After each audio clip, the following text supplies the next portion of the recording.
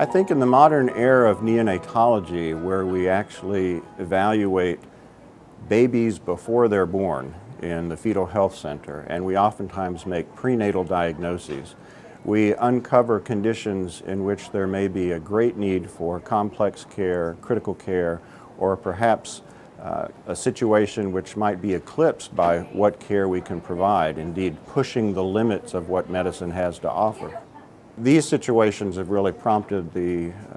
realization across clinicians and disciplines in fetal health and the neonatal ICU and beyond in the neonatal follow-up clinics about right action and what is the best thing to do for the child in the context of their family.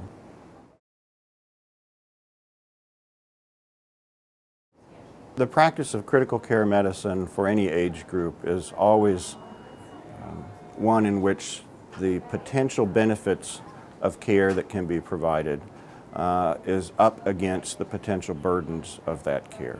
For clinicians in pediatric medicine and neonatologists in particular, we've been contending with this for some decades now. Whether or not things are truly beneficial might be in question with a particular family or with caregivers for that child.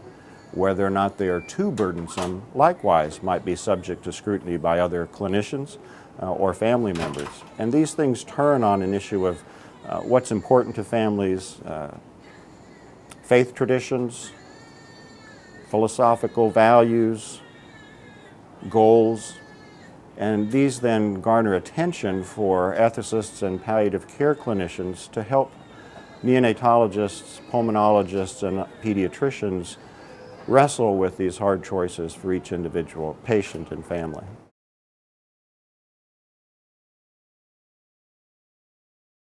The Bioethics Center at Children's Mercy Hospital was established a number of years ago and is directed by Dr. John Lantost, a well-respected general pediatrician and bioethicist. I came to join John and others at the center 2 years ago with an explicit task to address ethics education for healthcare professionals and to spend a fair amount of time dealing with what I would describe as the intersection of ethics, palliative care, fetal and neonatal health. Children's Mercy Hospital is one of few children's hospitals in the country that actually have under its roof and within its service capacity the provision of maternal fetal medicine and specialty obstetrics care. The Fetal Health Center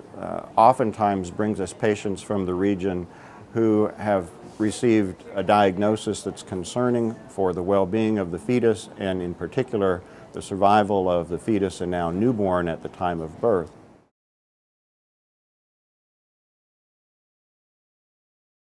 The intersection of ethics and palliative care with the Fetal Health Center is often around a time of diagnosis, explaining and informing to parents, educating them about the diagnosis and what it means for their yet-to-be-born child, the anticipated care that would be necessary from the moment of delivery forward in the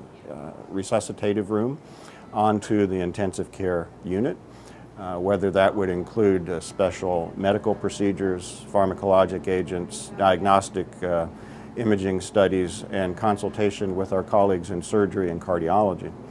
So these discussions take place in what we describe as an integrated consult, where the family is present and hears things from all care providers in a single consult. Pediatrician, neonatologist, obstetrician, maternal fetal medicine specialist, cardiologist, surgeon, nurses, social workers, palliative care representatives are all present to help elaborate the best understanding possible and then assist families with decisions from that point forward.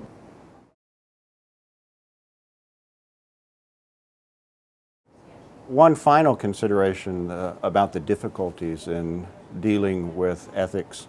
in the neonatal arena includes what I would consider the challenge for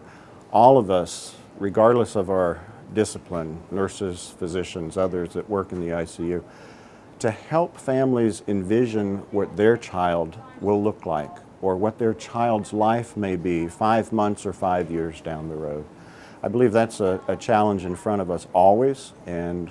for those of us that work in neonatal follow-up clinics, perhaps we can